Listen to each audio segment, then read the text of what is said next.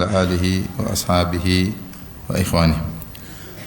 Hadirin dan hadirat yang dirahmati Allah Subhanahu wa taala, kita lanjutkan bahasan kita. Pada pertemuan sebelumnya kita membahas tentang akhlak syaitan dan juga cara-cara syaitan dalam menggoda manusia dari yang datang disebutkan dalam Al-Qur'anul Karim.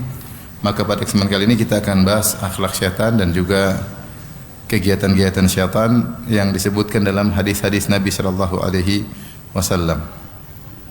Di antara kebiasaan syaitan, ya, dalam hadis disebutkan bahwasanya syaitan suka makan dengan tangan kiri dan suka minum dengan tangan kiri. Oleh karenanya Rasulullah SAW merintahkan seorang untuk menyelisihi syaitan. Kata Nabi SAW, "Idza akala ahadukum falyakul biyaminihi wa idza syariba falyashrab biyaminihi." Jika salah seorang dari kalian makan, makanlah dengan tangan kanannya, dan jika minum, maka minumlah dengan tangan kirinya. Fa inna syaitana ya'kulu bisyimalihi wa yashrabu bisyimalihi. Karena syaitan minum dengan tangan kiri dan makan dengan tangan kiri. Dan kita disuruh menyelisih syaitan, ya. Allah berfirman, "Ya ayyuhalladzina amanu la tattabi'u khutuwati syaitan." Wahai orang-orang yang beriman, janganlah kalian mengikuti langkah-langkah syaitan. Kebiasaan-kebiasaan syaitan harus ditinggalkan. Dan demikianlah Allah menciptakan syaitan dengan memiliki kebiasaan yang buruk. Dia hobinya makan tangan kiri, hobinya minum tangan kiri. Kok begitu Ustaz? Ya memang hobinya begitu, ya. Seperti lalat suka hobinya mencari yang bau-bau, ya udah begitu. Memang begitu hobinya. Maka kita jangan ikut kebiasaan apa? Syaitan, ya. Seseorang berusaha makan dengan tangan kanan, berusaha minum dengan tangan kiri. Dan diingatkan sebagian ulama, kalau tangan kita kotor misalnya tangan kanan, maka jangan menghalangi kita untuk minum dengan tangan kanan. Sebagian orang ketika tangan kanannya kotor kemudian dia minum dengan tangan kiri. Jangan, ya. Kita berusaha tetap minum tangan kanan. Kalau kotor, ya pegang gelas, nih gelasnya juga dicuci, tidak ada masalah, ya. Ada masalah. Demikian juga hati-hati ketika makan steak misalnya, ya. Ini potong dengan tangan kanan, naikkannya dengan apa? Tangan kiri, ya. Tangan kanan terus tusuk pakai tangan kiri, nggak boleh, ya. Demikian juga kalau makan yang menggunakan 2 sendok misalnya, hati-hati jangan sampai tangan kiri juga ikut, ya. Karena syaitan itu cara syaitan untuk makan. Yang kedua, yang berikutnya, di antara kebiasaan syaitan juga adalah memberi dengan tangan kanan dan memberi dengan tangan kiri dan menerima dengan tangan kiri. Maka seorang muslim berusaha memberi dengan tangan kanan dan menerima dengan tangan kanan. Kata Nabi sallallahu alaihi wasallam, "Liyakulu ahadukum biyaminihi wa liyashrab biyaminihi wa liya'khudh biyaminihi wa liyu'ti biyaminihi fa inna syaitana ya'kulu bishimalihi wa yashrabu bishimalihi wa yu'ti bishimalihi wa ya'khudhu bishimalihi." Hendaknya salah seorang dari kalian, liyakul ahadukum biyaminihi, hendak dia makan dengan tangan kanannya, dia minum dengan tangan kanannya, dia mengambil dengan tangan kanannya, dia memberi dengan tangan kanan. Kenapa? Fa inna syaitan, karena syaitan itu makan dengan tangan kiri, minum dengan tangan kiri, memberi dengan tangan kiri, menerima dengan tangan kiri. Ini adab kita latih diri kita dan juga kita latih anak-anak kita, jangan kita sepelekan. Sehingga ketika kita bilang jangan ikut syaitan, dia terbiasa untuk menyelisih syaitan.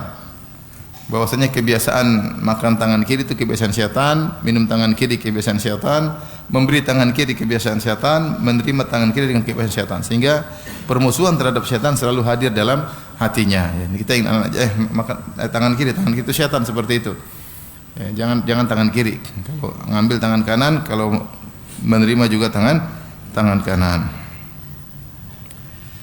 Kadang-kadang kita gampangin, ya. Mungkin lagi sibuk apa, kita kasih tangan kiri, ya. Janganlah. Kita berusaha, kalau memang terpaksa, ya ada uzur syar'i atau darurat, itu lain cerita, bilang maaf.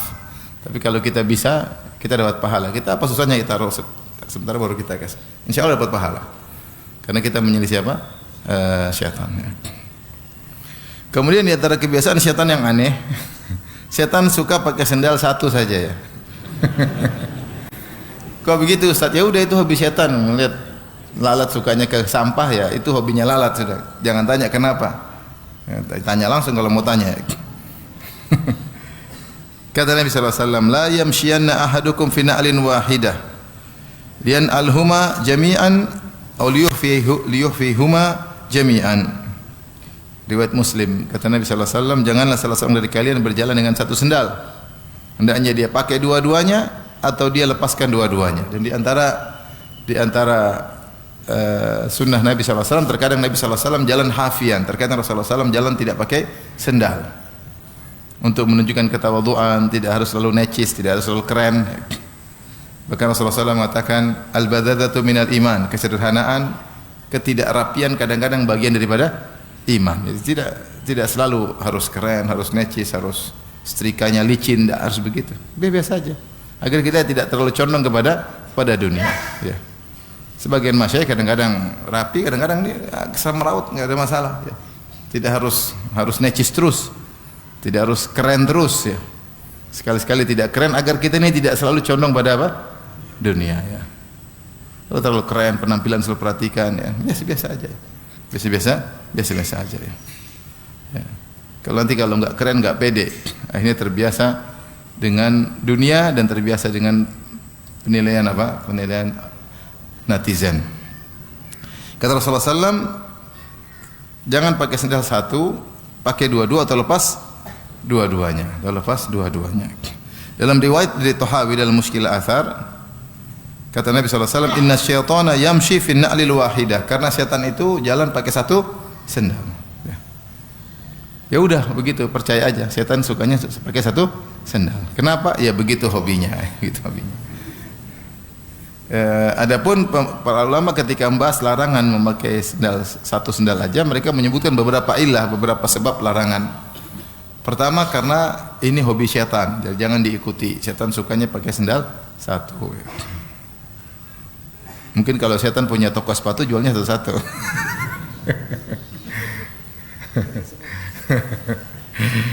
Yang kedua, dia mengatakan kenapa dilarang pakai sendal satu? Karena Islam menyuruh untuk adil ya, jangan kita mendolimi salah satu kaki ya, pakai dua-duanya atau lepas dua-duanya ya, satu juga enggak seimbang. Yang ketiga, sebenarnya mengatakan dilarang pakai sendal satu karena menimbulkan syuhrah. Syuhrah itu pusat perhatian, dan Islam tidak suka orang cari pusat perhatian, apalagi pusat perhatian dengan perkara-perkara yang buruk, yang tidak beres. Ya. Kita aja pakai pakaian syuhrah dilarang, kata Nabi sallallahu alaihi wasallam, man labisa libasa syuhrah fid dunya adahullahu albasahullahu libasal madhammah yaumal qiyamah. Siapa yang memakai pakaian yang menimbulkan kesohoran, ketenaran di dunia, Allah akan buat dia memakai pakaian kehinaan pada hari kiamat kelak. Pakaian syuhrah itu pakaian yang orang semua lihat, perhatian. Bisa tampil beda, bisa terlalu bagus, bisa terlalu jelek. Ya. Kalau ibu-ibu mungkin pakai pakaian terlalu indah ya, mungkin lagi pakai baju jilbabnya ada kupu-kupunya, jadi kalau jalan terbang, ini semua orang lihat, ada kupu-kupu berjalan, ada kupu-kupu kurus, ada kupu-kupu gemuk katanya. Jadi semua orang lihat semua, ini jangan. Itu pakaian syuhrah, pakaian yang semua orang ngelirik. Sama seorang muslim lelaki juga demikian, pakai pakaian yang tampil beda. Semua orang tidak seperti dia pakai. Jadi bisa tampil beda juga syuhrah. Bisa juga karena terlalu indah, baju terlalu mahal, terlalu banyak keindahan, semua orang ngelirik, atau terlalu jelek, bolong-bolong masih dipakai ya. Ini semua tidak boleh, semua tidak boleh ya. Dan secara umum tampil beda tidak disukai dalam syariat ya. Apalagi tampil beda karena aneh-aneh ya. Jalan mundur misalnya. Ada tujuannya apa? Pecahkan rekor dunia, jalan mundur. Naik sepeda mundur ada juga, saya baru lihat, Masya Allah, naik sepeda mundur. Tapi saya belum lihat ada naik motor mundur. Kalau ada lebih keren lagi tuh kalau mau cari perhatian ya. Naik motor apa? Mundur. Enggak usah lah ya. Semua yang bisa menimbulkan pusat perhatian kita jauhi. Rasulullah mengatakan apa? Innallaha yuhibbul abdal taqiyal khafiyya al-ghani. Innallaha yuhibbul abdal taqiyal ghaniyal khafi. Allah suka dengan hamba yang bertakwa, yang khafi, tidak suka tampil. Tidak suka tampil. Al-ghani yang cukup. Ya, tidak minta-minta sama orang ya. Jadi seorang biasa-biasa saja. Makanya Rasulullah SAW dahulu ketika bikin kajian di tengah-tengah para sahabat, maka kalau ada orang dari luar kota Madinah datang, dia bingung Nabi yang mana? Nabi yang mana ya? Tidak ada yang tahu Nabi yang mana. Karena Nabi penampilan sama dengan yang lain. Sampai akhirnya dibuatlah tempat duduk buat atau gundukan buat Nabi SAW, sehingga orang luar kalau datang langsung tahu Nabi yang mana, karena dia mengajar, Rasulullah SAW mengajar. Bahkan dalam riwayat ketika Nabi SAW berhijrah bersama Abu Bakar As-Siddiq, ketika sampai di Madinah, orang-orang menyangka Abu Bakar lah Nabi, sehingga mereka menyambut marhaban marhaban kepada Abu Bakar. Sampai akhirnya ketika Rasulullah duduk, kemudian ada panas yang mengenai Nabi, kemudian Abu Bakar menaungi, baru mereka tahu ternyata Nabi yang itu, bukan yang tadi ya. Kenapa? Karena penampilannya biasa saja, tidak tampil beda. Semua kegiatan yang buat kita tampil beda, keren-keren, kita hindari sudah. Umur udah 40, 50, bentar lagi tewas, masih sibuk pingin tampil beda, pingin pamer, pingin di pusat perhatian, pingin udahlah, bentar lagi tewas. Jangan maunya keren-kerenan di jalan, semua orang lihat, motor kasih suaranya gede.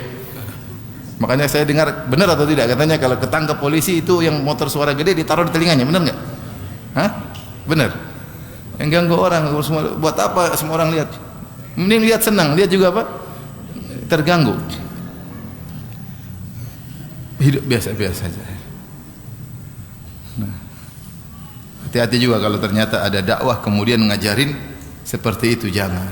Kita ini bukan orang mau artis, mau jadi pusat perhatian orang. Bukan ya. Saya pernah jalan di Masjid Nabawi, sekelompok orang berbaju hitam semua, berbaju hitam, sorban hitam, baju hitam, mereka berapa lengkap. Saya pikir ini kelompok sesat kali yang apa namanya Lebaran lebih dulu lihat ombak di laut ya. Dan puasa juga lebih dahulu lihat apa? Pasang surut apa air laut. Saya lihat, oh ternyata Ustadz Sunnah. Oh, kok begini, saya kaget juga. Maksudnya saya sudah sempat negative thinking. Jangan begitu. Jangan gitu. Kita tampil beda nggak perlu, ya sudah. Ngapain? Itu kebiasaan, bukan kebiasaan para salaf. Dan bahaya pakai pakaian tampil beda, ada larangannya.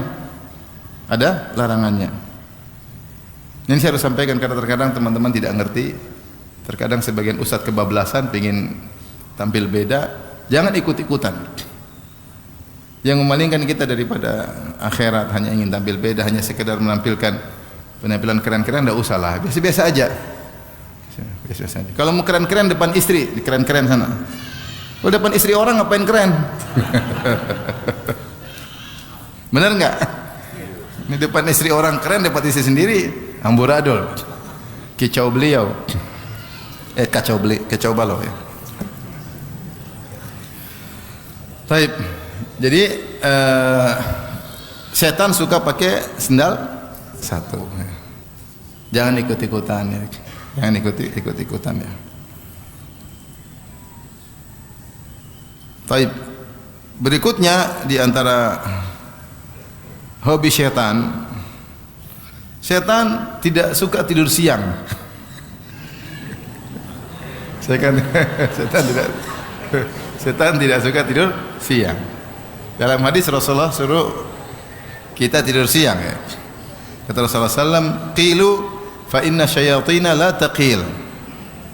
Tidurlah sianglah kalian. Sungguhnya setan tidak tidur siang ya.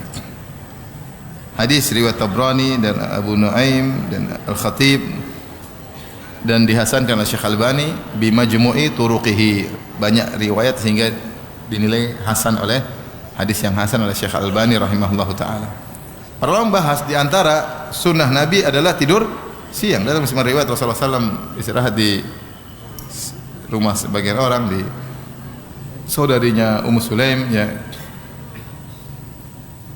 Kalau nggak salah Ummul Haram ya, bintu Milhan kalau nggak salah ya, Rasulullah tidur siang situ ya.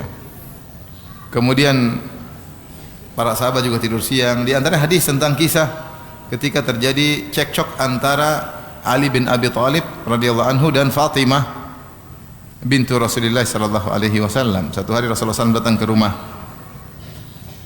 Fatimah dan Ali di siang hari, karena ini madhan atau waktu yang diduga Ali tidak keluar lagi di rumah, waktu istirahat. Maka Rasulullah SAW pun datang. Rasulullah SAW bertanya, kok Ali tidak ada? Kata Rasulullah SAW, Aina ibnu ammik, di mana Ali bin Abi Thalib? Kata Fatimah radhiyallahu ta'ala anha, kana baini wa bainahu syai' faghadabani fakharaja wa lam yaqil indi. Tadi ada masalah antara saya dengan dia bikin saya marah atau dia marah, kemudian dia keluar dari rumah dan dia tidak tidur siang di sini. Menunjukkan kebiasaan Ali tidur siang di mana? Di rumah. Akhirnya Rasulullah SAW menyuruh seorang cari di mana Ali bin Abi Thalib. Dicari-cari, ternyata tidur di masjid. Maka dikatakan Rasulullah, huwa fil masjidi raqid, dia sedang tidur di masjid, tidur siang. Ini kalau kita diomelin istri, nggak bisa tidur siang di rumah, di mana? Di masjid. Yang repot kalau diomelin di malam hari. Jadi rajin sholat tahajud di masjid. Hikmah. Jadi kemudian Rasulullah SAW datang ke Ali bin Abi Thalib, kemudian ada pasir di tubuhnya. Rasulullah SAW usap dengan jarinya, dengan tangan yang mulia.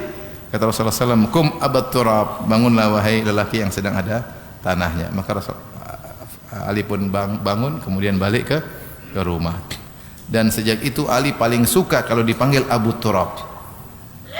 Abu Turab itu ada orang yang ada tanah di badannya, Abu Turab. Karena disitulah Rasulullah Ali merasakan bagaimana indahnya luar biasa akhlak Nabi. Nabi SAW mencari dia di masjid. Rasulullah SAW bersihkan tubuhnya dari tanah. Rasulullah SAW bangkitkan dengan kelembutan. Rasulullah SAW tidak marah Ali bela putrinya, enggak. Rasulullah tidak kepo, tidak tanya-tanya. Pulang selesai. Ya, mertua yang luar biasa ya. Oleh karenanya Ali bin Abi Thalib bangga atau gembira kalau dipanggil dengan apa? Abu Turab. Karena kalimat Abu Turab ini mengingatkan kenangan yang indah luar biasa. Bagaimana akhlak Rasulullah sallallahu alaihi wasallam. Demikian dalam satu hadis juga sahabat berkata, kunna la nataqadda wa la naqil illa ba'dal jum'ah atau kama qala. Kami dahulu tidaklah makan siang dan tidak tidur siang kecuali setelah Jumat. Sehingga khilaf di kalangan para ulama, tidur siang kapan? Apakah setelah zuhur atau sebelum zuhur? Yang benar Allah alam bisawab, yang penting siang hari. Di siang hari, sebelum, setelah, orang punya kesibukan berbeda-beda. Jadi ini secara kesehatan luar biasa, punya efek yang luar biasa. Dengan tidur sebentar, 20 menit, setengah jam, maksimal 1 jam, nggak sampai 1 jam, punya kekuatan yang luar biasa. Jadi bisa optimal bekerja. Ya. Tapi kalau diteruskan mesin jalan terus, ya lemes ya. Kalau istirahat sebentar, kemudian kerja lagi, maka kuat. Ya. Setan pengen kita lemas. Jangan tidur. Ini oleh karenanya, bahkan kalau kita lihat dari cerita-cerita tentang orang-orang tokoh-tokoh besar, mereka tidur ya. Sebut atau besar orang kafir, mereka tidur siang ya. Mereka tidur siang sehingga mereka bisa lebih efektif setelah bangun, lebih giat karena mesin sudah istirahat sebentar. Nah, dalam Islam tidur siang juga sunnah. Tidur siang juga sunnah ya. Maka sempatkan tidur siang. Kita tidak tidur siang juga lama-lama. Sampai 2 jam, 3 jam. Kalau 2 jam, 3 jam tidur siang, malam pasti begadang. Tapi kalau tidur cuma setengah jam, 40 menit, setengah jam, malam udah ngantuk lagi dan bisa bangun lagi sholat malam. Ya berusaha kita jalankan sunnah. Syaitan tidak tidur siang karena syaitan tidak mau off dalam menggoda manusia. Kalau tidur siang istirahat dong, enggak. Terus menggoda manusia. Terus menggoda manusia. Siang malam godain manusia. Itulah kerjaan syaitan. Maka seorang berusaha untuk tidur siang. Taib.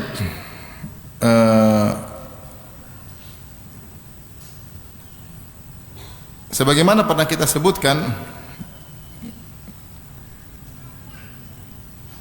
bahwa setan berusaha untuk ikut serta dalam segala kegiatan manusia. Bagaimana cara menggoda manusia dalam segala kegiatannya ya. Dalam segala kegiatannya. dalam hadis Rasulullah SAW bersabda, "Inna syaitana yahduru ahadakum inda kulli syai'in min sya'nihi." Sungguhnya syaitan menghadiri salah seorang kalian dalam segala kegiatannya. Jadi syaitan selalu hadir. Bahkan kalau orang ini mau keluar rumah, syaitan sudah siap menanti untuk menggodanya. Inna syaitana qa'ada li bini Adam bituruqihi biatruqihi. Syaitan itu nongkrong di semua jalan yang ditempuh oleh anak Adam. Ya, dalam Al-Qur'an Allah mengatakan, "Tsumma la'atiyannahum min baini aydihim wa min khalfihim wa an aymanihim wa an syama'ilihim wa la tajidu aktsarahum syakirin." Ya Allah, benar-benar aku akan datangi anak-anak Adam, dari depan aku goda, dari belakang aku goda, dari kanan aku goda, dari kiri aku goda. Jadi syaitan selalu menggoda. Saya sering sampaikan, kalau kita ini kan ada kegiatan, ada kerjaan, ya. Kerjaan di rumah, kerjaan di luar. Kalau syaitan enggak punya kerjaan kecuali menggoda. Tidak ada disebut dalam riwayat setan berdagang, setan apa, enggak ada. Ya, jadi setan ini benar-benar fokus nggodain kita. Dia cuma liburan kalau bulan Ramadan, dibelenggu. Habis itu Ramadan aktif kembali. Jadi jangan sampai kita merasa ada saat-saat kita setan off. Dia aja nggak mau tidur siang, nggodain kita. Nggak mau tidur siang. Kalau kita sudah mulai digoda-goda, ini setan menggoda ini. Bisik-bisikin, dibuat hasrat bergerak, ini setan udah bergejolak setan. Makanya Allah berfirman dalam surat Al-A'raf, "Innal ladzina taqaw idza massahum ta'ifum minasyaitani tadzakkaru fa idza hum mubsirun." Sungguhnya orang bertakwa jika dia merasa ada godaan setan, dia ingat, oh ini saya lagi tergoda ini. Buktinya saya dibuat mikir macam-macam. Buktinya syahwat saya mulai bergejolak. Ini ada peran setan di sini. Karena setan selalu hadir. Setan selalu hadir. Ya, setiap manusia mungkin punya potensi maksiat. Karena kemaksiatan bisa dari luar, bisa dari dalam, faktor internal, faktor eksternal. Ya. Tetapi dia bisa merasakan ini tidak biasa ini kuat. Berarti ada setan yang menggoda. Maka segera dia ingat Allah Subhanahu wa taala. Maka setan ikut serta dalam segala kegiatan manusia. Tapi di antaranya saya bacakan di sini. Kata Nabi sallallahu alaihi wasallam, "Inna syaitana yahduru ahadakum inda kulli syai'in min sya'ni hatta yahdurahu inda ta'amihi." Syaitan menghadiri kegiatan manusia, seluruh kegiatannya sampai ketika makan. Fa idza saqatat min ahadikum luqmatu falyumit makana biha min adha, thumma liyakulha wa la yadu ahli syaitan. Kalau ada makanan jatuh dan masih mungkin dibersihkan, maka bersihkan. Kemudian makan. Ya, dan jangan biarkan untuk syaitan. Ini isyarat bahwasanya syaitan makan makanan sisa. Terus yang buang-buang makanan, syaitan datang makan. Maka jangan dibuang, dibersihkan. Dan di antara tawadhu Nabi sallallahu alaihi wasallam disebut dalam hadis Rasulullah SAW jalan, tiba-tiba di tengah jalan Rasulullah SAW melihat ada korma. Rasulullah ambil, Rasulullah mau makan, tidak jadi. Rasulullah bersihkan, Rasulullah mau makan, Rasulullah SAW tidak jadi. Khawatir ini korma sedekah. Dan Rasulullah SAW dilarang makan apa? Harta sedekah. Rasulullah tidak menerima sedekah, Rasulullah SAW hanya menerima hadiah. Tapi Rasulullah SAW sudah bersihkan mau makan. Ustaz, kalau zaman sekarang gimana? Ya pokoknya kalau mungkin untuk dimakan, makan. Mungkin untuk dimakan, makan. Allah mengatakan kalau makanan sudah dibuang, ya, orangnya sudah ditinggalkan oleh pemiliknya, maka itu boleh diambil. Ya. Tentunya kita berbicara tentang hukum asal, ya. Hukum asal. Makanya Syekh bin Baz pernah ditanya, bagaimana tentang orang-orang melakukan kesyirikan kemudian mereka taruh makanan di kuburan? Boleh enggak dimakan? Maka jawabannya secara hukum fikih, kalau ternyata makanan tersebut berupa sembelihan maka tidak boleh, khawatir sembelihan kepada selain Allah Subhanahu wa taala. Tapi kalau buah, kue, maka boleh. Maka boleh. Tapi kita khawatir kalau kita makan orangnya tambah syirik, habis. Habis.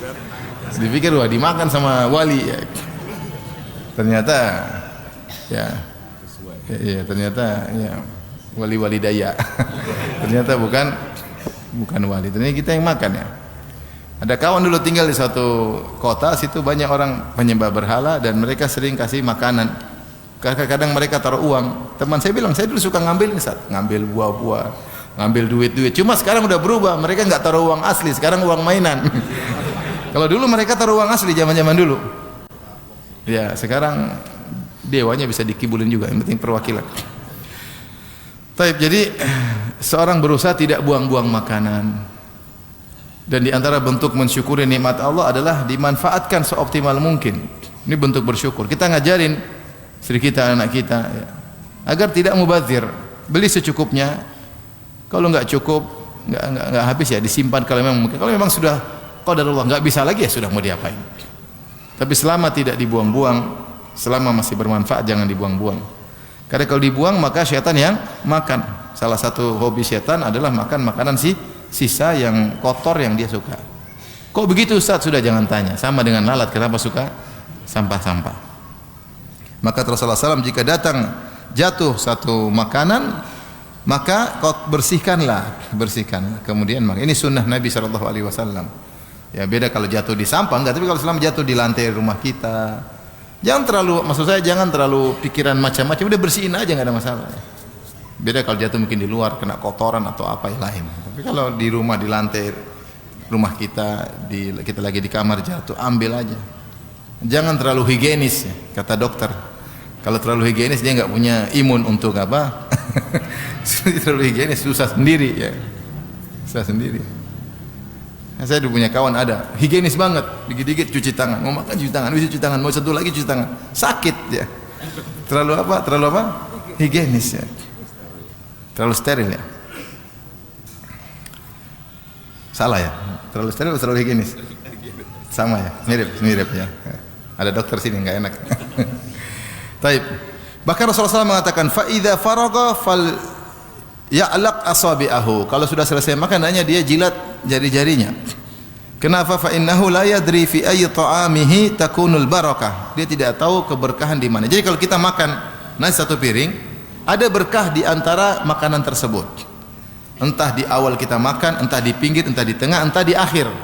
Maka untuk memastikan kita makan tersebut berkah kita pasti masuk dalam tubuh, maka makan semuanya. Oleh karena kita harus mengambil secukupnya dan kita makan semua. Bahkan kata Nabi kalau ada tersisa ini dijilat. Ya. Pertama di antara hikmahnya, siapa tahu yang tersisa di jari itulah yang berkah. Apa fungsinya? Kalau kita makan berkah berarti tambah iman. Kita semangat beribadah, tidak malas, jauh dari maksiat karena kita makan makanan yang berkah. Semua aktivitas kita kan dari sumber energi. Kalau energinya berkah, insyaallah lebih berkah kehidupan kita. Maka jangan buang. Makanya Rasulullah suruh makan dari sisa, bahkan di jari dijilat ya. Yang kedua sebagai bentuk penghormatan terhadap nikmat Allah, kita tidak buang-buang ya. Kalau berlebihan kasih tetangga, kasih orang, banyak orang sekarang susah. Saya tahu di satu kampung sampai orang ngutang, bukan di sini tapi di kampung lain tahu orang ngutang sampai untuk beli beras. Di luar sana masih banyak orang susah. Ada yang sehari makan cuma sekali. Ini ada di tanah air kita. Kasihan. Kita makan dibuang-buang berasnya, enggak, jangan. Kita makan secukupnya, kalau enggak kasih orang, ya. Kasih orang, masih banyak yang masih bisa memanfaatkan. Jadi ini dalil bahwasanya kalau makanan terbuang sisa-sisa dia akan dimakan oleh syaitan ya. Yang ajarin sama jangan sisa, nanti dimakan setan, habisin. Kalau enggak makannya lain kali. Enggak bisa, mami sudah kenyang sekali, udah mami yang makan kalau gitu. Kalau enggak lain kali kamu jangan ambil apa? Banyak-banyak, secukupnya. Kita ajarin. Sehingga selalu anak-anak itu tahu tentang permusuhan dengan syaitan. Kemudian juga dalam hadis syaitan ingin ikut tidur di rumah orang, makan di rumah orang. Ya. Kata Nabi SAW, "Idza dakhala ar-rajulu baitahu fadzakarallaha 'inda dukhulihi wa 'inda ta'amihi." Qala syaitan, jika seorang masuk rumahnya, kemudian dia menyebut Allah, berzikir kepada Allah ketika masuk rumah. Mengucapkan salam, berzikir kepada Allah. Bismillah kharajna, bismillah walajna. Ya, baca Quran. Dia berzikir kepada Allah. Wa 'inda ta'amihi, dan juga dia berzikir kepada Allah ketika makan. Syaitan berkata, la mabita lakum wala asya. Wahai anak buah sekalian, tidak bisa kita nginap di rumah ini dan tidak ada jatah makan malam. Wa idza dakhala falam yadhkurillaha 'inda dukhulihi. Kalau dia masuk rumah tidak sebut nama Allah, qala syaitan adraktumul mabit. Ini orang masuk rumah tidak zikir, ini kesempatan kita bisa tidur nginap di rumah ini. Wa idza lam yadhkurillaha 'inda ta'amihi qala adraktumul mabitu wal asya'u. Adraktumul mabita wal asya'a. Kalau dia tidak baca baca zikir ketika makan, tidak bilang bismillah misalnya, kata syaitan, kalian bisa nginap di sini dan kalian bisa ikut makan malam. Ya. Rawahu Muslim. Hadis riwayat Muslim. Jadi syaitan berusaha untuk makan dan minum bersama manusia, berusaha juga nginap di rumah seorang, ya. Oleh karenanya Rasulullah berkata, al-baitul ladzi yuzkarullahu fihi wal baitul ladzi lam yuzkarillahu fihi kal hayy wal mayyit, atau kama qala Nabi sallallahu alaihi wasallam, rumah yang ada zikir kepada Allah dan rumah yang tidak ada zikirnya seperti orang hidup dan orang mati. Maka seorang berusaha isi rumahnya dengan zikir agar menolak syaitan. Di antaranya masuk rumah baca zikir, kemudian di rumah salat sunnah, baca Quran di rumah, mau makan zikir kepada Allah Subhanahu wa taala, doa-doa jangan ditinggalkan agar dijaga dari godaan syaitan. Syaitan senantiasa menggoda, ya. Menggoda. Bahkan demikian juga bahwasanya syaitan ikut serta dalam berhubungan intim dengan manusia, ya. Nabi sallallahu alaihi wasallam bersabda, "Lau anna ahadakum idza ata ahlahu qala bismillah Allahumma jannibna syaitan wa jannibi syaitana ma razaqtana." Seandainya salah seorang dari kalian ketika mendatangi istrinya, kemudian dia berkata bismillah, Allahumma jannibna syaitan, ya Allah jauhkanlah kami, itu aku dan istriku, dari syaitan. Wa jannibi syaitana ma razaqtana, dan jauhkanlah syaitan dari anak yang akan kau beri rezeki kepada kami. Kata Nabi sallallahu alaihi wasallam, faqada bainahuma walad. Kalau seandainya dia mengucapkan doa tersebut, lantas Allah takdirkan ada anak dari hubungan intim tersebut, lam yadurruhu syaitan, maka syaitan tidak akan bisa beri mudarat kepada anak tersebut. Hadis riwayat Bukhari dan Muslim. Apa maksudnya syaitan tidak bisa beri mudarat? Anak ini pasti jadi orang soleh di kemudian hari. Bukan berarti dia tidak punya dosa, dia mungkin salah, dia mungkin berdosa, tapi ujungnya dia akan menjadi anak apa? Soleh. Kenapa? Waktu proses pembuatannya, ya, kedua orang tuanya baca doa kepada siapa? Allah, agar dilindungi dari syaitan. Maka ini perlu diperhatikan, menunjukkan syaitan ikut serta. Dan dalam Al-Quran Allah mengatakan wasyarikhum fil amwali wal auladi wa'iduhum, ya. Kata Allah, silakan engkau iblis menyertai mereka, itu anak-anak Adam, fil amwali wal aulad, dalam harta dan dalam anak-anak. Sebagian ulama menafsirkan musyarakat atau partisipasi iblis atau syaitan terkait dengan anak-anak, di antaranya ketika proses hubungan intim, maka syaitan ikut serta. Makanya dalam Al-Quran ketika Allah menyebutkan tentang bidadari, Allah mengatakan fihinna qasiratut tarfi lam yatamithunna insun qablahum wala jan. Di surga ada bidadari-bidadari yang selalu menundukkan pandangan. Mereka tidak pernah disentuh oleh lelaki sebelumnya dan tidak pernah disentuh oleh jin sebelumnya. Jadi jin bisa ikut serta dalam hubungan intim dengan manusia, dan kenyataan menunjukkan beberapa kasus kita dapati sebagian jin masuk dalam hati, dalam tubuh seorang wanita. Kenapa? Karena dia jatuh cinta. Dia suka dengan wanita tersebut. Dan di antara pernah kasus yang saya hadapi, seorang wanita susah untuk kita ruqyah. Di Korea ternyata dia cinta sama jin tersebut. Jadi dia kemasukan jin, di ruqyah masuk. Kenapa? Ternyata dia cinta sama jin tersebut. Jin tersebut ternyata ketika datang dalam bentuk seorang yang tampan, seorang yang keren, ya. Ya, sementara mungkin cewek ini pas-pasan. Tapi dalam gambaran jin cantik, ya, jin matanya beda-beda. Tapi intinya cinta, jalinan cinta manusia dan jin terjadi, sehingga bisa. Nah, kalau kita cerita banyak kasus, tapi itu diantara yang pernah kita hadapi langsung, bahwasanya kalau cerita juga banyak, ya. Itu diantara yang saya pernah hadapi langsung, bahwasanya cinta bisa terjadi antara jin dan manusia. Maka kalau seorang lupa untuk baca doa, bisa jadi syaitan ikut serta berhubungan intim dengan istrinya. Maka dua-duanya berusaha baca, suami dan istri baca. Apa doanya? Bismillah. Allahumma jannibna syaitan wa jannibi syaitana ma razaqtana. Jangan lupa, ya.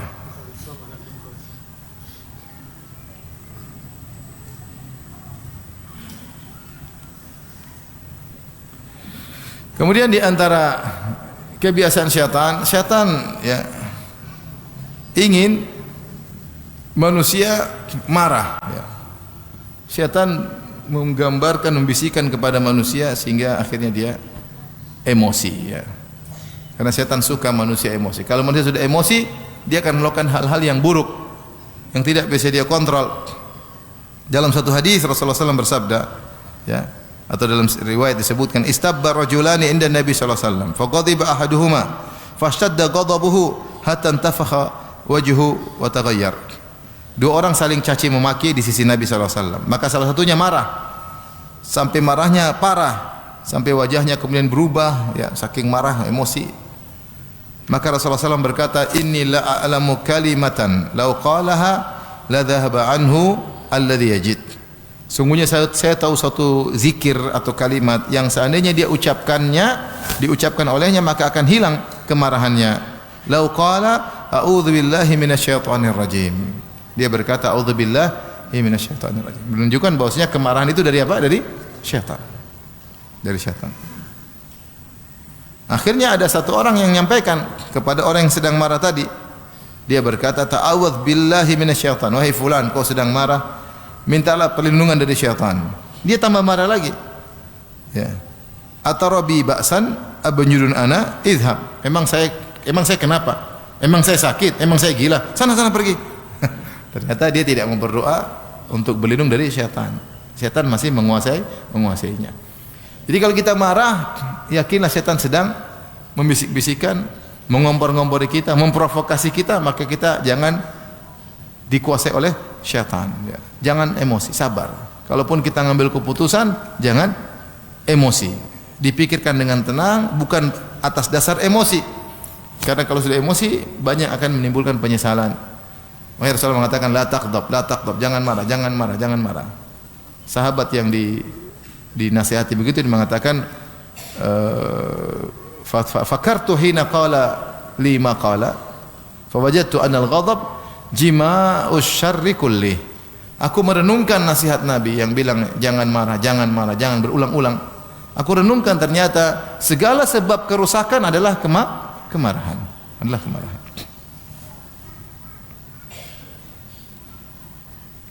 Baik, di antara godaan syaitan ya, kegiatan syaitan suka bikin manusia sedih. Satu bikin suka manusia marah. Di antara suka bikin manusia sedih. Seperti dalam Al-Qur'an Allah sudah sebutkan, "Innaman najwa minasyaitani liyahzunal ladzina amanu." Sungguhnya bisik-bisik dari syaitan untuk membuat orang-orang beriman sedih. Datang seorang Arab Badui kepada Nabi sallallahu alaihi wasallam. Dia berkata, "Ya Rasulullah, ra'aitu fil manami ka'anna ra'si dhurib fatadahraj." Ya, sungguhnya saya mimpi, dalam mimpiku kepalaku dipukul lepas dari kemudian jatuh kalau menggelinding, jatuh menggelinding. Maka Rasulullah SAW berkata kepada Arab Badui tersebut, la tuhadditsun nas bitala'u bisyaitani bika fi manamika. Jangan kau ceritakan kepada orang tentang permainan syaitan terhadapmu dalam mimpimu ya. Jadi syaitan kalau tidak bisa goda orang ketika dia dalam kondisi sadar, digoda dalam kondisi sedang tidur dengan berbagai macam godaan. Dibuat sedih. Sebagian orang dibuat ingat dengan maksiat-maksiat masa lalu. Tidur dibuat mimpi dengan CLBK-nya. Lagi ngomel-ngomel sama pasangannya, tidur tahu-tahu mimpi indah, ketemu dengan pacar lama. Siapa yang kasih mimpi? Syaitan. Dibuat sedih, dibuat takut, dibuat khawatir. Syaitan punya peran. Syaitan bisa masuk dalam alam mimpi, kemudian memberi rasa takut kepada manusia, dibuat sedih. Maka Rasulullah mengatakan, jangan kau ceritakan kepada manusia tentang godaan syaitan bermain-main, mempermainkan engkau. Jangan kau ceritakan kepada manusia di mana syaitan bermainkan engkau dalam mimpimu. Jabir radhiyallahu anhu berkata, sami'tu Nabi sallallahu alaihi wasallam ya. Aku mendengar Rasulullah sallallahu bersabda, la yuhadditsanna ahadukum bitalaqu bisyaitan bihi fi manamihi. Janganlah sesekali seorang dari kalian bercerita kepada orang-orang tentang bagaimana dia dipermainkan oleh syaitan dalam mimpinya. Di antara godaan syaitan adalah membuat orang suudzon ya. Seperti dalam hadis yang masyhur ketika Nabi SAW sedang iktikaf, kemudian datang istrinya Sofia bintu Huyai Rasulullah ngobrol, setelah itu Rasulullah SAW antar istrinya untuk pulang ke rumah. Maka Rasulullah SAW antar, ketika Rasulullah sedang jalan, Rasulullah SAW dengan istrinya, tiba-tiba ada dua orang Ansori jalan cepat. Biasanya jalannya Rasulullah jalan biasa, Rasulullah juga jalan cepat. Ternyata ini jalan lebih cepat, melewati Nabi dan Sofia. Maka Rasulullah berkata, ala rislikuma, tunggu dulu, kenapa cepat-cepat? Kata mereka, subhanallah, ya. Kata Rasulullah, innaha Sofia, ini istriku. Kata mereka, iya. Jadi mereka tidak curiga sama Nabi, ya. Kami tidak curiga, tapi Nabi mengatakan, inni khasyitu an yukdhifa fi qulubikuma syai'an. Saya khawatir syaitan mendiktekan kepada hati kalian berdua sesuatu. Sebelum kalian suudzon, saya jelaskan ini adalah istriku sendiri. Karena ini posisinya di malam hari. Di luar masjid, mungkin ada hal yang sepi, tiba-tiba ada Nabi jalan dengan perempuan.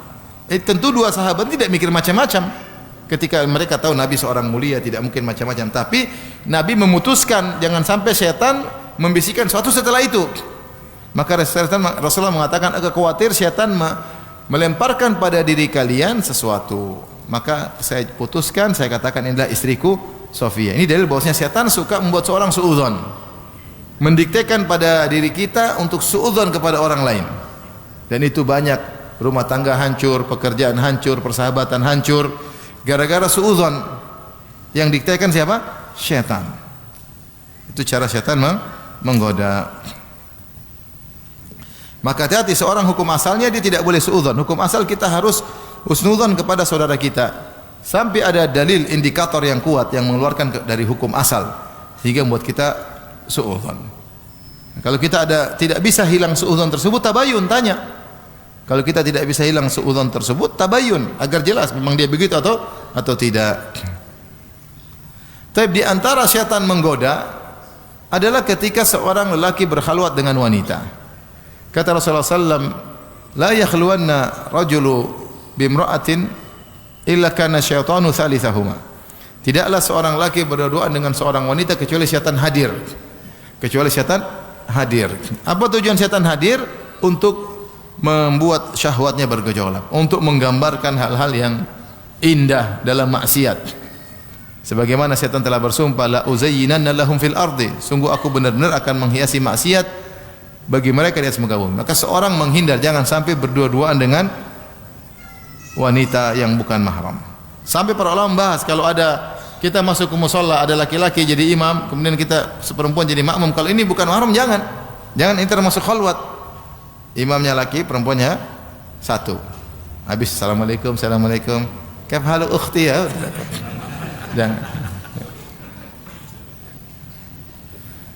Jangan berdua-duaan. Di antara berdua-duaan yang dilarang, kalau satu laki satu perempuan dalam lift. Laki perempuan tidak ada orang. Karena apa itu khalwat? Khalwat itu berdua-duaan dan tertutup dari pandangan manusia. Itu namanya khalwat. Adapun misalnya saya di sini terus ada perempuan datang, saya berdua di sini, tapi dilihat oleh banyak orang, ini bukan khalwat. Khalwat itu tertutup dari pandangan apa? Manusia. Rasulullah pernah didatangi oleh seorang wanita, kemudian berdua dengan wanita tersebut, tapi di hadapan pandangan para sahabat. Karena kalau di hadapan orang, setan menggoda susah, tapi kalau sendirian berdua ini yang repot. Ya. Tapi kalau lift memang cuma sebentar, ya. Kecuali liftnya 100. Ini ya 100 tingkat. Itu cuma sebentar. Hukum asalnya nggak boleh, tapi kadang-kadang darurat kita ya sudahlah. Hukum asalnya tidak boleh. Apalagi wanita tersebut kita kenal, mending kita keluar. Misalnya kita masuk lift, ternyata istri teman kita, jangan masuk. Tapi kita masuk lift, ternyata orang Arab, orang luar negeri, ya insya Allah dia nggak goda kita dan kita juga tidak menggoda. Darurat, ya. Tapi kalau kita kenal itu mending jangan, nggak usah. Karena setan lebih mudah untuk menggoda. Di antara bentuk ikhtilah, bentuk berkhalwat adalah seorang dokter dengan susternya, dengan pasien, dengan suster. Misalnya dia lagi berdua, susternya ada suster perempuan, dia laki-laki. Sehingga ya tujuannya suster lebih lincah untuk pegang perempuan dan macam-macam, ya. Maka dia tidak boleh tutup pintu. Kalau tutup pintu berarti dia berkhalwat. Kalau ternyata petugasnya, kecuali perempuan dua petugasnya, nggak ada masalah, tidak khalwat, tinggal dia jaga diri. Tapi kalau dia laki dokter sendiri, perempuan satu, suster satu, ini khalwat. Kalau dia tidak khalwat, buka pintu sehingga pasien bisa melihat apa yang sedang mereka kerjakan. Dia tidak tutup pintu kecuali pasien masuk. Di antara khalwat juga tadi dokter dengan pasien perempuan sendiri. Dan itu mungkin terjadi. Emang dokter malaikat? Ya, enggak juga ya.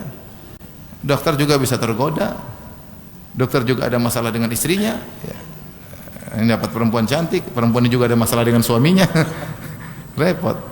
Jadi banyak kasus. Seperti khalwat belajar, ternyata dibuat grup kerja kelompok, satu lagi satu perempuan. Ketemuan, ini aduh ngeri.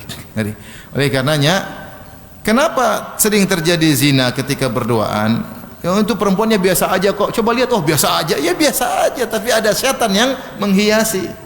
Itu laki biasa aja, iya biasa aja, tapi ada setan yang menghiasi sehingga terlihat indah. Ya. Ini laki-laki hitam tapi gara-gara setan bisikan jadi kelihatan Korea. Ada setan yang hadir. Apa tugas setan? Memang setan hadir nonton doang? Enggak. Dia hadir untuk menggoda. Untuk menggoda, maka waspada. Aku waspada. Tapi Ustaz, kalau kita chattingan sama cewek, chatting bukan khalwat.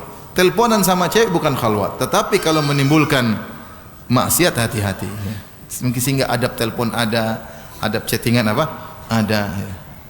Orang tanya, Ustaz, kefal Ustaz, khair. Ustaz, saya ada pertanyaan, silakan tanya. Oh ini wajar. Tapi kalau teleponnya, Ustaz, masih kenal saya Ustaz? Emang siapa? Itu Ustaz yang kemarin baju ungu. Wih, oh itu. Nah, udah selesai. Ini bukan khalwat ya, tapi maksiat. Akhirnya telepon setengah jam betah. Sama istri sendiri tidak betah. Abi lagi sibuk. Yes. Sama yang baju ungu setengah jam, 1 jam. Ini terjadi. Saya dilaporin oleh sebagian orang. Ustaz telepon sama istri orang sampai 40 menit. Ngapain coba? Syahwat itu. Sang akhwat terpesona dengan ustadznya, ustadznya juga senang dengan, oh ini ternyata pintar akhwatnya nyambung. Kalau sudah itu maksiat. Ini hidup sebentar ya, ikhwan, hati-hati. Kenapa bisa indah? Karena ada setan yang hadir. Kalau WA juga yang sederhana, Ustaz apa hukumnya ini? Ya sudah. Makasih Ustaz, kik, kwek. Repot ini. Kisi call, repot. Meskipun itu bukan khalwat, tapi itu bisa menimbulkan maksiat.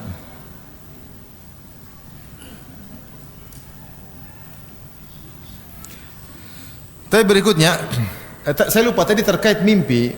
Mimpi benar, mimpi terkadang isyarat. Mimpi itu kan ada, Nabi sebut ada 3. Dari Allah sebagai isyarat yang bisa kita tafsirkan. Yang kedua dari gangguan syaitan, tadi Nabi juga sebut. Yang ketiga dari sering diomongin jadi kebawa mimpi. Siang-siang ngomong, saya mau poligami. Terus tidur, poligami. Wah, kayaknya petunjuk dari Allah. Enggak. ente itu apa namanya? Itu ngobrol siang hari, malam ke bawah ya. Itu namanya ke bawah ya. Ada cerita lucu, saya diceritain, Allah benar atau tidak ceritain ya. Katanya ada yang mimpi poligami. Sedih bangun dia senyum-senyum. Istrinya tanya, kamu kenapa senyum-senyum? Enggak. Kenapa senyum-senyum? Enggak.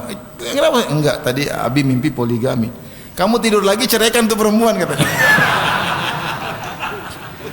Baik, kita lanjutkan. Di antara godaan syaitan adalah berusaha merusak ibadah seseorang.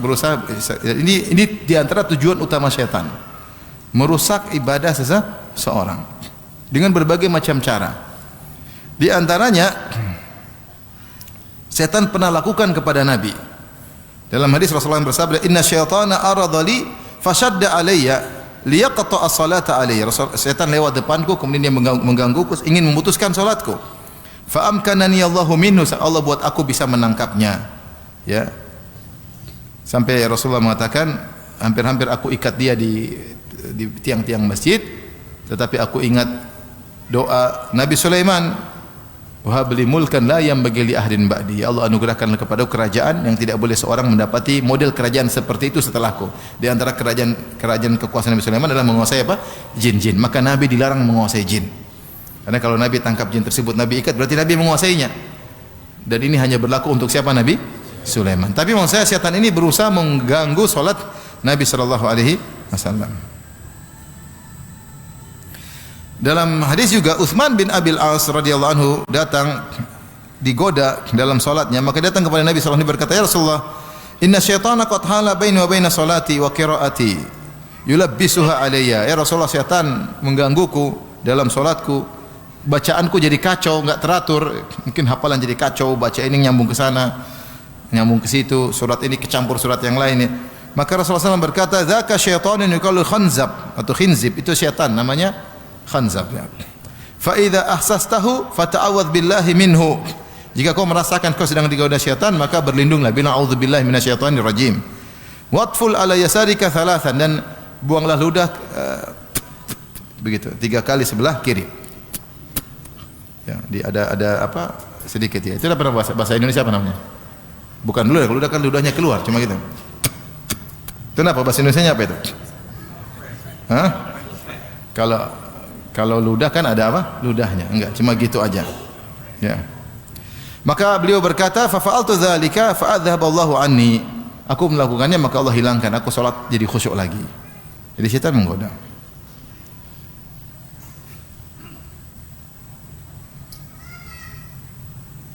Dalam hadis juga Rasulullah bersabda, "Inna syaitana ya'ti ahadakum wa huwa fi salatihi." Syaitan datang kepada seorang sementara dia sedang salat. Fa ya'khudhu sya'ratan min duburihi fayamuddaha fayara annahu qad ahdatha. Maka syaitan datang, syaitan ambil rambut sekitar duburnya, syaitan tarik-tarik rambutnya sehingga dia merasa bahwasanya dia sudah buang angin. Kata Nabi, "Fala yansarif hatta yasma' sautan aw yajid riha." Jangan dia berpaling, jangan dia batalkan salatnya sampai dia mendengar suara atau dia mencium aroma. Ternyata kita merasa buang angin, ternyata godaan apa? Syaitan. Kecuali kalau ada suara, berarti bukan syaitan, memang serius. Tapi kalau enggak ada suara, ini syaitan yang bikin, seakan-akan ada angin. Dalam riwayat bahkan tiupan. Ibnu Abbas berkata, "Inna syaitana yutifu bil abdi liyaqta alaihi salatahu." Syaitan yutifu itu apa? Mengitari, muter-muter orang sedang salat. Jadi syaitan bukan tungguin antum, dia muter-muter cari celah gimana goda orang ini sedang salat nih. Begitu salat langsung dia goda. Fa idza ayahu, kalau dia tidak mampu menggoda orang ini, nafakha fi duburi, maka setan tiup di duburnya. Seakan-akan dia kentut. Kok ada angin? Nah, setan ini kentut apa? Tiup-tiup sembarang. Fala yansarif, maka jangan dia batalkan salatnya. Hatta yasma' sautan aw jidriha, sampai dia mendengar suara atau dia mencium apa? Aroma. Kata Ibnu Abbas, "Wa ya'tihi fayasiru dzakarahu fayurihi annahu kharaja minhu syai'." Bahkan setan pun datang ke kemaluannya, kemudian setan menggerakkan seakan-akan keluar tetesan. Ya. Kata Ibnu Abbas, "Fala yansarif," jangan batalkan salatnya hatta yastakin, sampai dia yakin memang dia pipis. Kalau enggak itu godaan apa? Syaitan. Karena syaitan memang goda, buat orang waswas. Sudah waswas salat itu enggak teratur. Sekarang banyak orang tertipu waswas, sudah wudu dikira belum wudu. Sudah sekali kayaknya belum, tambah lagi sampai wudu lama sekali, kasihan. Saya ada kawan anaknya begitu, padahal sudah sekolah agama begitu. Saya bilang, kau ikuti waswas dosa. Jangan ikut waswas, meskipun ternyata kau belum wudu, kau diampuni oleh Allah karena kau memang sedang berpenyakit. Jadi kalau setan bilang belum, cuekin aja, sholat aja. Allah Maha baik. Kalau ternyata memang kau belum wudu, diampuni karena memang kau sedang berpenyakit. Tapi kalau kau ikuti, ya kayaknya belum, wudu lagi, baru Allah, kayaknya belum, sampai ulang-ulang 5 kali, 10 kali, itu yang setan senang. Maka jangan diikuti. Justru kalau kau ikuti, kau malah ikut apa setan. Jangan diikuti. Sudah merasa wudu sudah, wasu nggak usah sholat aja, nggak ada masalah. Sampai penyakit tersebut hilang. Di antara godaan setan dalam sholat, setan buat ingat. Ya. Kata Nabi SAW, ingat-ingat hal-hal yang sudah kita lupakan dalam sholat, bukan di luar sholat. Idza nudiya lis-salati adbara syaitan wa lahu duratun hatta yasma'a ta'dzin, hatta la yasma'a ta'dzin. Kalau syaitan dikumandangkan azan, maka dia kentut. Kentutnya besar yang dia dengar sendiri, kita enggak dengar. Supaya dia enggak dengar azan. Dia menghilangkan, mengacaukan suara azan dengan dia kentut-kentut supaya dia tidak dengar azan. Fa idza qudiya nida, kalau sudah selesai azan, aqbala hatta idza thawwaba bis salati atau thuwiba bis salati adbar. Ya. Maka dia pun balik ketika dia siap menggoda. Jadi habis azan dia balik lagi. Nunggu iqamat dia balik. Ketika iqamat dia kabur lagi. Hatta idza qudiyat tathwibu aqbala. Kalau selesai iqamat dia balik lagi. Hatta yukhattiru bainal mar'i wa nafsihi. Sampai dia menggoda, membisikkan di antara seorang dengan jiwanya. Dia berkata, uzkur kada, ingat ini, uzkur kada, ingat ini. Lima lam yakun yadhkur hatta yadhallu ar-rajulu la yadri kam shalla. Sehingga dia ingat, oh ya, ingat sampai dia lupa sudah rakaat ke berapa. Hadis riwayat Bukhari dan Muslim. Itulah syaitan. Semua merasakan enggak godaan itu? Iya. Allah. Oh iya. Baru takbir, oh iya. Itu syaitan. Bilang a'udzubillahi minasyaitonir rajim. Jangan dibiarkan kepala melayang. Udah cuekin aja. Demikian juga di antara godaan syaitan ketika salat membuat kita kepo sehingga kita nengok. Nabi sallallahu alaihi wasallam ditanya tentang iltifatir rajuli fi salat, seorang yang nengok sini. Kata Rasulullah sallallahu alaihi wasallam, "Huwa ikhtilasun yakhtalisuhu syaitanu min salati ahadikum." Hadis riwayat Bukhari. Itu adalah curian, setan mencuri pahala salat kalian. Allah. Kecuri pahalanya. Jadi kalau salat jangan tengok. Karena setan ingin mengurangi pahala salat seseorang. Kalau kita tengok-tengok yang tidak perlu, kepo, ada dengar suara ngelihat, udah pahala kena roaming. Setan hilangkan pahala tersebut.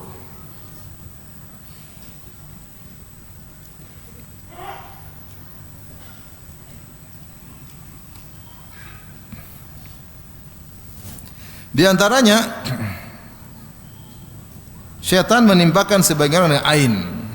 Ain bisa jadi dari manusia, bisa juga dari apa? Syaitan, dengan bantuan syaitan. Nabi SAW melihat di rumah Ummu Salamah jariyah fi wajhiha safa, yaitu seorang wanita wajahnya ada masalah, mungkin ada penyakit. Kata Rasulullah, istarqu laha fa inna biha nadhrah. Hadis riwayat Bukhari. Carilah orang untuk meruqyah budak wanita ini, sungguhnya dia kena ain.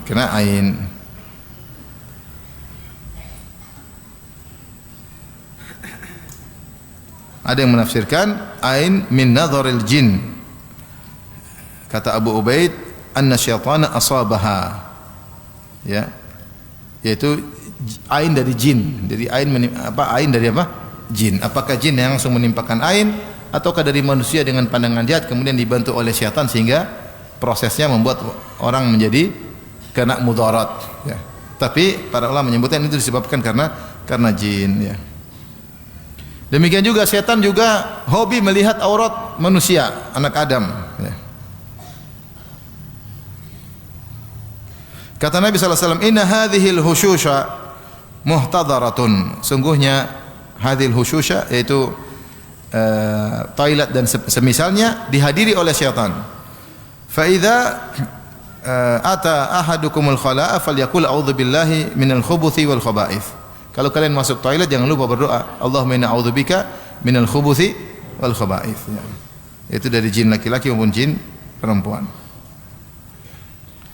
Demikian Rasulullah SAW bersabda, "Satru ma bainal jinni wa aurati bani Adam idza dakhala al-kanif an yaqul bismillah." Yang menghalangi mata jin dari melihat aurat anak Adam, kalau dia buka baju hendaknya dia bilang bismillah. Jadi sunahnya kalau kita buka baju bilang apa? Bismillah. Karena nanti ada jin yang ngelirik. Makanya jangan sampai dilirik oleh jin. Karena kalau dia lirik dia bisa mengganggu atau menggoda dan yang lainnya.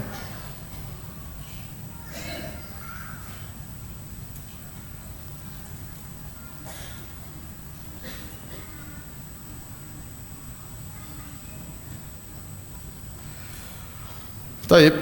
Yang terakhir mungkin saya ingatkan bahwasanya di antara propaganda setan yang terbesar adalah memisahkan seorang suami dari apa? Istrinya. Dalam hadis Rasulullah bersabda, "Inna iblis wada'a arsyahu 'alal ma' thumma ba'atha sarayahu." Sungguhnya iblis meletakkan singgasananya di atas air, entah di mana.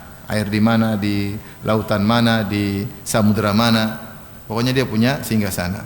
Thumma ba'atha sarayahu, kemudian dia utus anak buahnya. fa adnahum minhum manzila a'dhamuhum fitnah. Maka anak buahnya yang paling dekat dengan dia, yang pangkatnya paling jenderal adalah yang paling besar fitnahnya. Setelah mereka menggoda, mereka lapor, fayaji ahaduhum, maka salah seorang, bukan salah satu syaitan datang lapor. Ya iblis, saya sudah begini. Kata iblis, ma fa'alta syai'an, kau belum melakukan apa-apa. Ya. Satu lagi lapor, belum, kata iblis, belum. Sampai ada satu datang mengatakan, la azalu birrajul hatta farraqtu bainahu wa baina imra'atihi. Saya senantiasa menggoda laki tersebut sampai saya pisahkan antara dia dengan apa? Istrinya, digoda. Kata iblis, nikma anta, ente setan top. Kata iblis. Faqarrabahu, maka setan mulai sini duduk samping saya. Diagungkan oleh setan karena berhasil memisahkan seorang laki dari istrinya. Entah yang digoda laki, entah digoda wanita. Ini harus jadi pelajaran bagi kita ya. Setan menggoda. Makanya di antara tujuan dukun sihir adalah memisahkan suami dan istri. Yufarriquna bihi bainal mar'i wa zawji. Dalam Al-Qur'an dalam surat Al-Baqarah kata Allah Subhanahu wa taala, dengan sihir tersebut mereka memisahkan antara suami dengan apa? Istrinya. Jadi di antara tugas utama setan memisahkan suami dan istri. Kita hidup di zaman yang banyak godaan-godaan yang membuat buyar rumah tangga. Dengan sihir, dengan selain sihir, dengan tontonan, dengan pergaulan, dengan chattingan ya. Kemarahan, ketidakpuasan, banyak hal. Maka seorang berusaha mempertahankan rumah tangganya semaksimal mungkin. Kecuali memang kondisi tidak memungkinkan, karena itu salah satu tujuan iblis, tujuan syaitan. Kalau memang kondisi tidak mungkin, tidak mengapa seorang berpisah dari keluarganya. Tapi kalau masih memungkinkan dipertahankan, maka berusaha mempertahankan. Ya. Cek, cross check yang salah dia atau pasangannya. Kalau dia salah, dia perbaiki diri. Kalau pasangannya yang salah, dia nasihati. Karena kalau dia berpisah, maka telah menguntungkan dan menyenangkan apa? Syaitan. Demikian juga ikhwan dan akhwat, jangan jadi anak buah syaitan memprovokasi untuk cerai, jangan. Ikhwan jangan udah ceraiin aja istrimu, ceraiin aja, masih banyak bunga-bunga di Bekasi, masih banyak bertebaran. Oh, udah tua aja ceraiin aja udah. Akhirnya diceraikan. Ini luar biasa. Ini takhbib. Memisahkan suami dengan apa? Istri. Hati-hati. Laki-laki tidak boleh gitu. Atau laki-laki suka sama istrinya, goda ya, suami memang begitu. Dia goda-godanya curhat sama dia, akhirnya pisah dari suaminya. Apa namanya kalau perebut istri orang? Kalau pelakor kan perebut apa? Laki orang. Kalau perebut istri orang apa namanya? Hah? Pebinor. Oh, perebut bini orang. Oh, baru nih, jangan jadi pebinor ya. Perlu bini orang. Ini terjadi. Syaitan menghias. Lirikan mata menimbulkan teka-teki. Oh, subhanallah. Ini terjadi, lihat istri orang juga ngelihat kita. Pertama astagfirullah. Kedua kau tengok lagi, ketiga ada aliran cinta. Udah selesai. Mulai setan menghiasi. Ya, kita selamatin dia, suaminya zalim sama dia. Wah, mulai nyelamatin. Padahal pebinor. Ini terjadi. Demikian juga ibu-ibu. Jangan jadi anak buah setan memprovokasi seorang wanita untuk cerai dari apa? Suaminya. Ada misalnya seorang laki kemudian poligami, kemudian ibu datang kepada istri pertama, kepada istri kedua, kamu kok mau dipoligami? Kalau kamu mau, emang kamu nggak laku? Udah diprovokasi. Akhirnya dia merasa rendah ketika jadi istri kedua. Akhirnya cerai. Kamu harus nuntut, kamu harus gini, diajarin supaya kurang ajar sama suaminya. Kamu dikasih gini mau, itu istri pertama mau dapat begitu. Kamu cuma sepeda, dia Harley Davidson minta. Akhirnya rusak, diajarin kurang ajar sama ibu-ibu. Dosa. Ini anak buah apa? Syaitan. Atau sebaliknya datang kepada istri yang pertama. Emang kenapa? Kurang apa? Nggak bisa melayani, nggak bisa apa aja macam. Akhirnya dia merasa rendah, merasa hina, tidak kuat, merasa seakan-akan apa, akhirnya minta cerai. Sebabnya sebenarnya bukan dari dia, mungkin sabar, sebabnya gara-gara ibu-ibu Maka hati-hati, ini semua setan ya. Kita jangan ikut mendukung propaganda setan, program setan, dan kita jangan menjadi anak buah apa? Setan ya. Kalau ada yang terjadi kita doakan semoga lebih baik, semoga akur ya. Jangan merusak rumah tangga orang lain. Allah taala alam bisawab, ini saja yang saya sampaikan.